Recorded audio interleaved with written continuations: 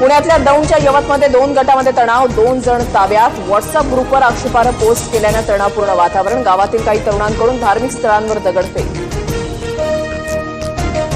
भविष्यात बेशिस्त वागाल तर खपवून देणार नाही. मुख्यमंत्री फडणवीसांचा मंत्र्यांना सज्जड दम. कोकाटेंच्या विरोधात रोष होता म्हणून खातं बदललं, फडणवीसांचं विधान. मंत्रिमंडळामध्ये आता बदल होणार नाही. फडणवीसांकडून धनंजय मुंडेंच्या लॉबिंगच्या चर्चांना ब्रेक. मंत्रिमंडळाची चर्चा मुंडेंच्या स्तरावर होत नाही, असंही विधान. कुठे चौफुल्याला जाऊन तडफडू नका. अजित पवारांचे आमदार शंकर मांडेकरांसमोरच कार्यकर्त्यांना तंबी. चौफुल्यातील गोळीबार प्रकरणावरून अजितदादांचा इशारा. महादेव मुंडे हत्या प्रकरणामध्ये बीड पोलिसांनी 5 जणांना ताब्यात घेतलं. मोठा मासा गळाला लागल्याची माहिती. संशयित गोट्या गीतेला ताब्यात घेण्यासाठी पोलीस पथक रवाना. महादेव मुंडे हत्या प्रकरणामधील आरोपींवर कठोर कारवाई करा. कारवाईच्या मागणीसाठी जरांगेंच्या उपस्थितीमध्ये बीडमध्ये बैठक. सर्वधर्मीय आणि सर्वपक्षीयांच्या चर्चेचं आयोजन. वाल्मिक कराड आणि गोट्या गीतेच्या नावानं मला धमक्या. बडतर्फ पोलीस अधिकारी रणजित कासलेचा आरोप. कासलेकडून घातपाताची भीती व्यक्त. माणिकराव कोकाटेंना विधिमंडळामध्ये रमी खेळणं फौलं. कोकाटेंकडे कृषी खात्याच्या ऐवजी आता क्रीडा खात्याची जबाबदारी. राजीनामा न घेता खाते बदल करून अभय. कृषी खातं दत्तात्रय भरणेंकडे.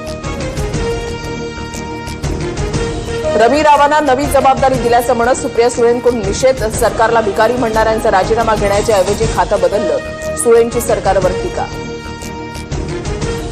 कृषी मंत्रीपदाची ऑफर अजित पवारांनी सर्वात आधी मला दिली. मात्र कृषी मंत्री ग्रामीण असेल तर जास्त न्याय देईल, अशी मी भूमिका घेतली. कोकाटेंच्या खाते बदलानंतर भुजबळांचा गौप्यस्फोट. रामदास कदमांकडून सावली बारमधील ऑर्केस्ट्रा परवाना परत, तर रेस्टो बारचा परवाना कायम. अनिल परबांनी डान्स बारचा आरोप केल्यानंतर निर्णय घेतल्याची चर्चा. निवडणूक आयोग भाजपसाठी मतांची चोरी करतोय. राहुल गांधींचा आरोप. आमच्याकडचे पुरावे अणुबॉम्ब सारखे. हा बॉम्ब फुटला तर आयोग दिसणारही नाही. राहुल गांधींचा गंभीर इशारा. अनिल अंबानींना ईडीनं समन्स बजावलं. 5 ऑगस्टला दिल्लीमध्ये चौकशी होणार. सूत्रांची माहिती. 17,000 कोटींच्या कथित कर्ज घोटाळा प्रकरणी नोटीस. उपराष्ट्रपती पदासाठी निवडणूक जाहीर. 9 सप्टेंबरला उपराष्ट्रपती पदासाठी मतदान होणार. मतदानानंतर लगेच निकाल जाहीर होणार. अमेरिकेमध्ये भारतीय मालावर आजपासून टॅरिफ नाही. 8 ऑगस्टपासून 25% आयात शुल्क लागू होणार. भारताला करार करण्यासाठी आणखी 7 दिवसांचा अवधी.